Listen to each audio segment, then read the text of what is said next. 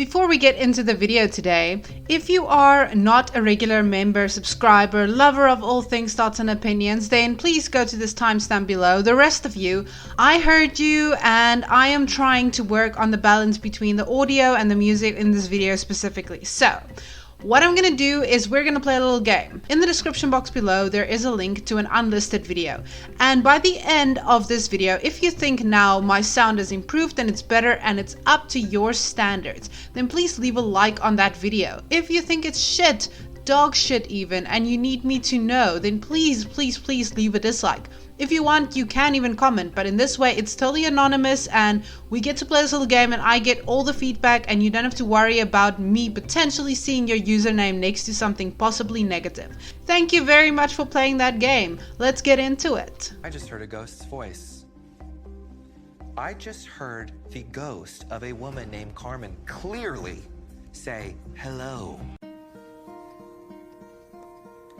Hello, darkness, my old... So just a quick little recap on where we last left Demi. On the previous episode, we learned that Demi was indeed kidnapped consensually by aliens. I mean ETs. Ask them if there's a name that you should call them. My light doctors. And had probably given birth to alien hybrid children, cause fuck it, why not? I also had cysts. Now, we journey onward to see how not only does the entire galaxy and all its living creatures revolve around Demi, but also indeed including the dead ones. This is Demi's paranormal episode. Fuck me.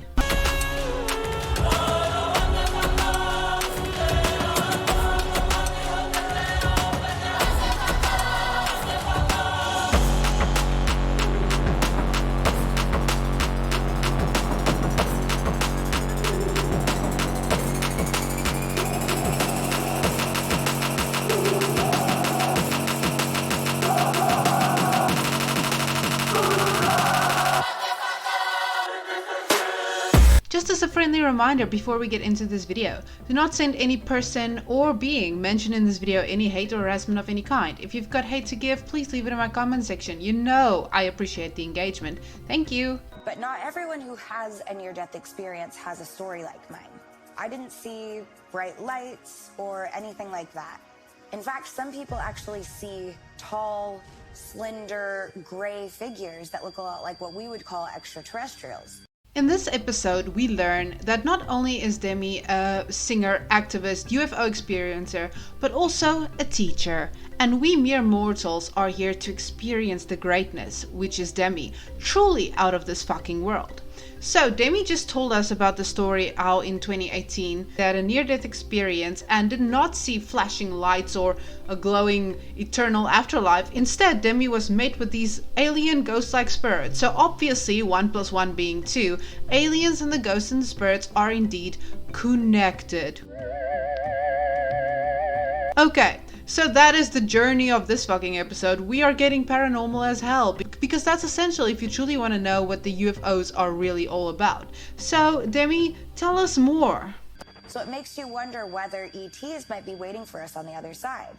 Okay, so clearly, obviously, it should go without saying, when you die, you actually experience objective reality. So it's important to note that since we have to see the world through Demi's eyes, we have all just collectively learned that aliens do not only appear in the real world, but also appear like ghosts or spirits.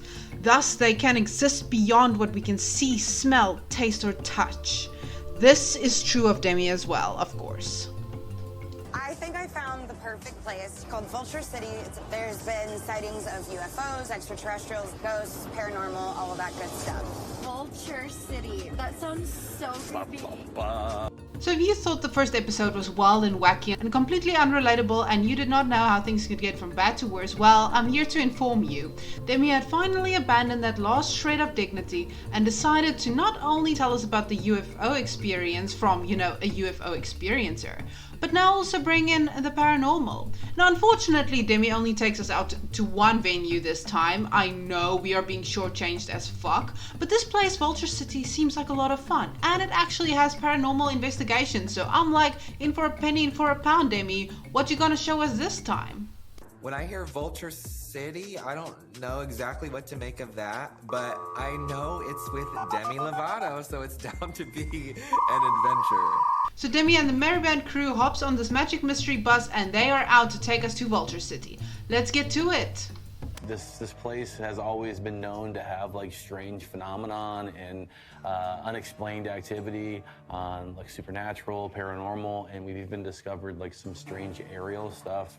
So right here we're introduced to our paranormal staff. These people seem sweet as fuck. I would actually low-key love to just spend like a weekend in this venue just because I think this is a show and I'm here to be entertained. I am down for it. But you know, again, this is Demi's show, not their show, so we quickly have to pan over and Demi informs us that the reason why they are afraid of the paranormal is because it can invite dark stuff. I'm very weary about the ghost stuff because you can invite dark stuff. And growing up, I always feared, you know, the stuff you see in the scary movies. Yeah. And Because nobody's had trauma and a past in such dire need of strength, recovery and rehabilitation as the dear Demi. So in other words, we are very quickly told that how this reality works is that there are like good guys and bad guys, right? The good guys are the ETs, the light workers, the protectors, the star people. Yes, that's a thing we learned in this episode. But the bad guys are now the paranormal, the ghosts, the dead, you know, the former people. These are two kingdoms and only one demigod, I mean Demi, can unite these two kingdoms for the quest of peace and saving humanity as a whole. Are we on this journey together? Alright, fasten your seatbelts, this is only the start. We just did a tour on Friday night, and you know, people were capturing like partial body apparitions. Wait, sorry, what is a partial body apparition? So a partial body apparition would be something that's like partially transparent, so you can see through it like partially, and that's pretty common out here. So TLDR of the Vulture City. There's a bunch of different locations. We are specifically invested in the brothel. Now it should be noted that if you are a good person, if you are as kind-hearted, genuine and as accessible as Demi themselves, then you attract the good spirits, the good vibes, and you have a good time at Vulture City. And the exact opposite is also true. So we don't really get a clarification on whether or not the spirits are good or not, but we know Demi is good, so Demi's going to activate good spirits. That's what you need to know. Also, we will be checking out the brothel. What about extraterrestrial activity? Is there any of that going on here? Yeah. Things that we can't explain, lights in the sky, crafts in the sky. We're seeing unidentified flying objects. I think it's very important to have professional paranormal investigators there because we don't know what energies we're coming into contact with. I'm just bringing some people along who know what they're doing and also can help us protect ourselves from the energies that are already there. What? Oh, yeah. David is actually a medicine man from a local Navajo tribe. He wants to perform a protection ritual for us tonight. These beings here, they've been disturbed.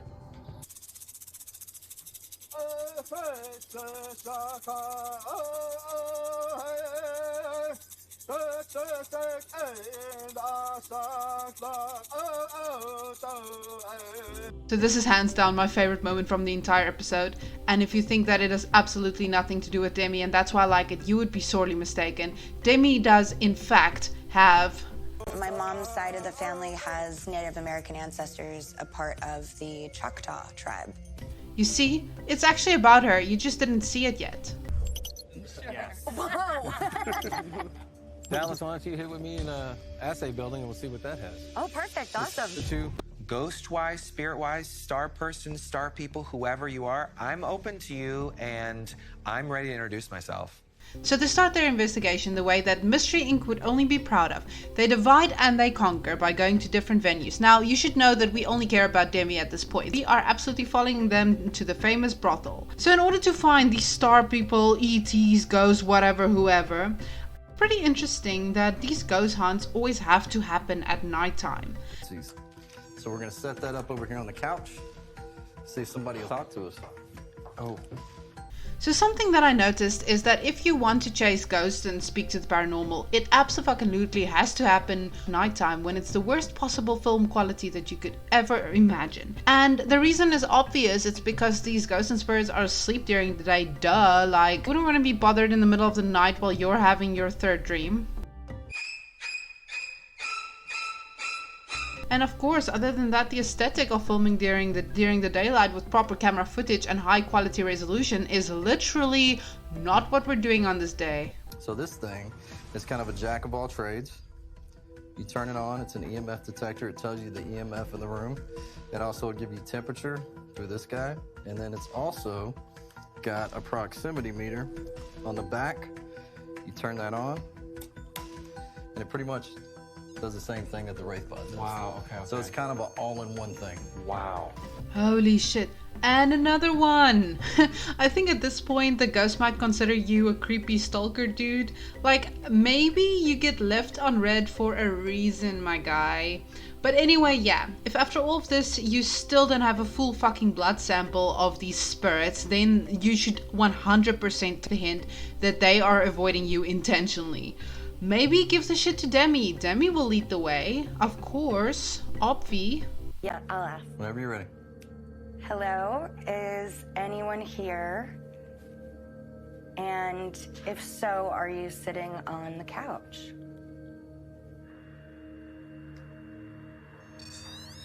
Is your name Carmen? So Demi meets up with the ghosts of Horror's past, Carmen, and decides to ask about the afterlife, the purpose of life, those important kind of deep-rooted questions. JK. Demi wants to know where the ET's at. Imagine meeting a ghost and asking for their cooler friends. Lol, hashtag just Demi things.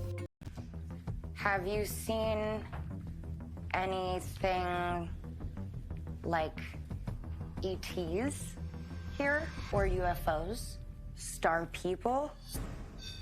So it actually takes like a whole ass minute for the rest of these losers to realize that they are in fact not Demi. So these losers take like a whole ass minute to realize what the rest of us already knew when starting this episode, and that is that Demi is godlike. And of course these ghosts won't want to speak to just about fucking anybody in the room, so they obviously and naturally have to fuck off to allow Demi to have a one-on-one with these spirits and get to the truth tea of it all. Carmen, are you a star person?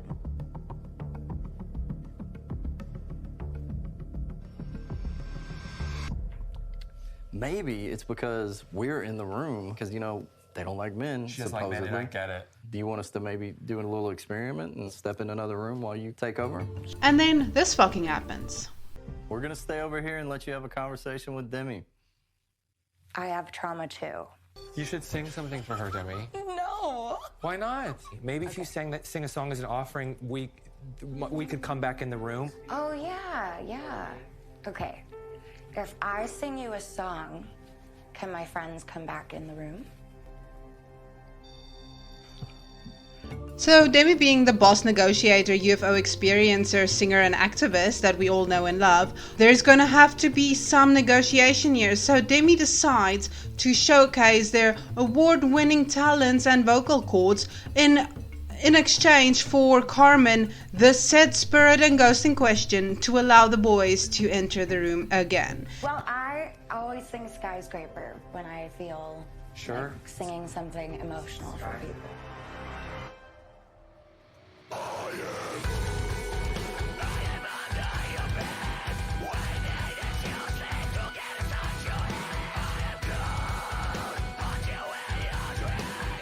There you go. Standing ovation. I think that's the okay for us to come in, yes? That's so cool. That's the coolest standing ovation I've ever had. So I love this phrase about the standing ovations from a ghost, because obviously we get it. Demi has had many standing ovations. This is the only one that none of the other singers have had. Okay, get with the program. Are you new here? So at this point, viewers like us are left with burning questions such as, what does it all mean? What do we do with all this information? Did any of the ghosts sign any waivers to have their stories broadcasted this blatantly? However, Demi introduces the most important question that you did not even know you had. And that is there an actual portal to the other realm, and how could we possibly capitalize from it? I mean, that old mine shaft opening had some major energy around it. This portal is the key to looking for extraterrestrials, and I think this is the portal we're looking for. I think so too. I want to run something by you guys. We want to do what we call a push. It's where we take lasers and we go invite the spirits and/or star people to follow us to a centralized location. In this case, the mine shaft or the portal. What? Oh, yeah.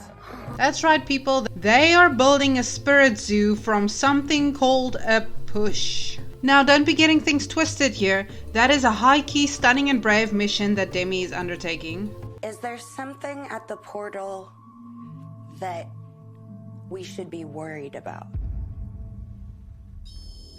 Oh. So Demi and Dalla secured the bag by collecting their NFT, Ghost and Spirit and ET friends all alike from the night they met before and brought them all along to the mine shaft, which again is the portal to the other realm. And these mere men amongst gods could never. Oh, really? What happened? Spirit magnet. We got one too, bro. Really? Yeah. It's the sisters. Oh. Wow. So Demi had to explain why they were simply better at it. I think it actually does. Like, I think that people who tend to be more intuitive get it from like the females in the family, but we also have Native American ancestors. So we finally get to the mine shaft and are met with all types of oohs, ahs, and other such adjectives. Ooh. Oh. This is crazy. This is wild. So, what did they learn? This whole experience has been really rad. Now, is this episode as spectacular as the previous one? Well, I miss the hybrid babies. But we had more iconic high bestie moments. Yes, queen. What are you laughing at? Being drop dead gorgeous? Yeah, it's so dramatic and hilarious. I'm obsessed with them. I need them printed on my boudoir. Boudoir. Ooh. Demi also only took us to one outing, and the best part only happened once. Boo. So yeah, that'll be 3 throyos for this episode. Hopefully they can put that RV into second gear for the next one. Otherwise, I just don't see how this is gonna end well for us, Demi. But other than that, I'm just a thought with an opinion, and I don't know shit about fuck. Peace.